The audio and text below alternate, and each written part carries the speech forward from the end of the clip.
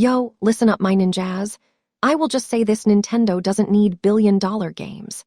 Let me say it again: Nintendo doesn't need billion-dollar games. Why? Because their games rely on fun factor, plain and simple. Nintendo doesn't have the best graphics, the best hardware, but Nintendo has the best games. And like I said, their games are based on known IPs. Fun factor is the bread and butter of Nintendo.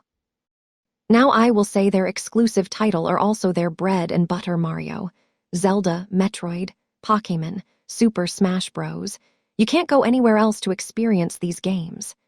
Speaking of Pokémon, following the purported Pokémon megaleak, two former Nintendo marketing leads estimate that Pokémon Legends ZA only needs to sell about 200,000 copies to make back its development budget. Alleged confidential information straight from the Pokémon company has been doing the rounds this week, though it all reportedly stems from last year's hack, with unverified documents about Generation 10 and future plans flooding the internet. Part of the supposedly leaked information relates to Legends ZA's budget, which is reportedly 2 billion yen, or around $13 million. Of course, those numbers might be outdated or outright wrong, but Nintendo of America's former marketing leads, Krista Yang and Kit Ellis, discussed them all the same in a recent podcast. According to Ellis, the game would only need to sell 200K to break even with a production budget of $13 million. The marketing budget, which for this series is usually a significant amount of money, isn't factored in.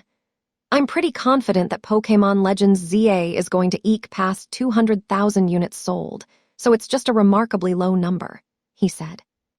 For context, Pokémon Scarlet and Violet sold a whopping 27 million copies together.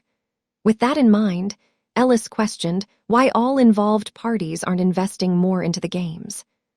Why have these Pokémon games felt a little lackluster in certain departments in terms of graphics, in terms of polish?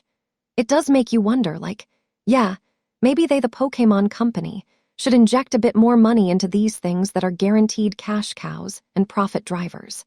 You have a lot of hedge room.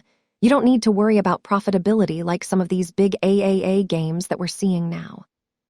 I don't get this at all, Yang added.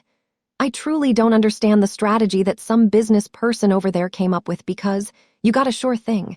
It's sold time and time again. It's never had an issue with sales, so why not invest a little bit more?